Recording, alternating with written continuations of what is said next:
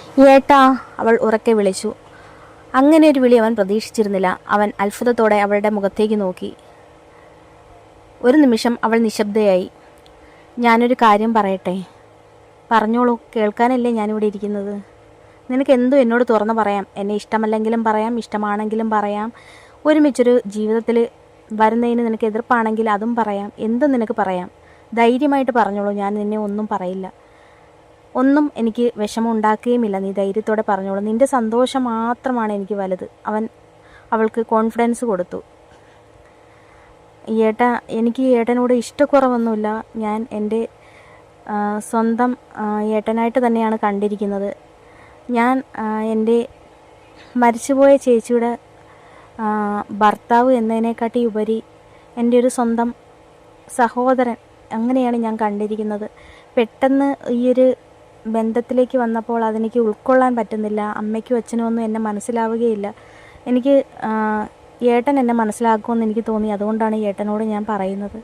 എനിക്ക് കുറച്ച് സമയം വേണം. കല്യാണത്തിനല്ല, എനിക്ക് ഏട്ടനെ ഉൾക്കൊള്ളാൻ കുറച്ച് സമയം വേണം. കല്യാണമൊക്കെ അതിൻ്റെ മുറയ്ക്ക് പൊയ്ക്കോട്ടെ. അപ്പോൾ ഏട്ടന് ഞാൻ പറഞ്ഞു വരുന്നത് മനസ്സിലാകുമെന്ന് ഞാൻ വിചാരിക്കുന്നു. കുറച്ച് സമയം എനിക്ക് വേണം. അതെനിക്ക് ഏട്ടൻ തരണം. നിനക്ക് എത്ര സമയം വേണമെങ്കിലും തരാം. എത്ര നാൾ വേണമെങ്കിലും കാത്തിരിക്കാനും ഞാൻ റെഡിയാണ്. എന്തിനും ഞാൻ റെഡിയാണ്. നീ അതൊന്നും ഓർത്ത് വിഷമിക്കണ്ട, രവി പറഞ്ഞു. രമ്യയുടെ മുഖത്ത് കുറച്ച് ആശ്വാസം അനുഭവപ്പെട്ടുവെന്ന് അവന് തോന്നി. നിനക്ക് എന്തുണ്ടെങ്കിലും എന്നോട് തുറന്ന് പറഞ്ഞൂടെ? നിനക്ക് സമയം വേണോ? അത് ഞാൻ തരാം. ഒരു കുഴപ്പമില്ല. നിൻ്റെ സന്തോഷം മാത്രമാണ് എനിക്ക് വലുത്. അവൻ വീണ്ടും ആവർത്തിച്ചത് പറഞ്ഞു. ഓക്കെ. അവൾ പോകാൻ എഴുന്നേറ്റപ്പോൾ അവൻ പറഞ്ഞു, നീ കുളിച്ച് ഫ്രഷ് ആവൂ. നീ ഇങ്ങനെ ഇരിക്കാതെ. കാണുന്നവർ തന്നെ വിചാരിക്കും ഞാൻ നിന്നെ നിർബന്ധിച്ച് കല്യാണം കഴിപ്പിക്കാൻ ശ്രമിക്കുകയാണെന്ന്. അങ്ങനെ ഒരു പേര് കൂടെ നിൻ്റെ അമ്മയ്ക്കും അച്ഛനും എനിക്കും ഉണ്ടാവാൻ പാടില്ല. നീ ഓക്കെ ആയിട്ട് നല്ലതായിട്ടിരിക്കൂ, അവൻ പറഞ്ഞു.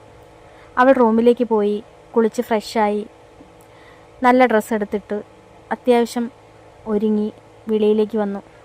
അങ്ങനെ അവളെ കണ്ടപ്പോൾ അവന് എന്തോ മനസ്സിനൊരു കുളിർമ തോന്നി. അവൾക്ക് താൻ പറഞ്ഞതൊക്കെ ഉൾക്കൊള്ളാൻ സാധിച്ചുവെന്നും അവളെ എനിക്ക് ഉൾക്കൊള്ളാൻ സാധിച്ചുവെന്നും അവൾക്ക് മനസ്സിലായെന്ന് അവന് തോന്നി. ചായ എടുക്കട്ടെ? അവൾ ചോദിച്ചു.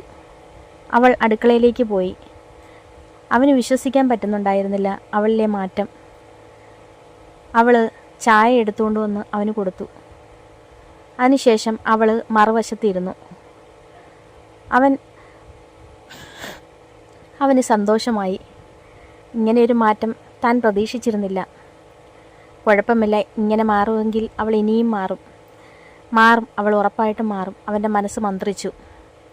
അങ്ങനെ ചായ കുടിച്ചതിന് ശേഷം അവൾ അവൻ്റെ കയ്യിൽ നിന്ന് ഗ്ലാസ് വാങ്ങിച്ച് അടുക്കളയിലേക്ക് പോയി. ശേഷം കുറച്ചു നേരം അവർ രണ്ടുപേരും TV കണ്ടു. പരസ്പരം അങ്ങോട്ടും ഇങ്ങോട്ടും ഒന്നും സംസാരിച്ചില്ലെങ്കിലും രവിയുടെ നോട്ടം മൊത്തം രമ്യയിലായിരുന്നു.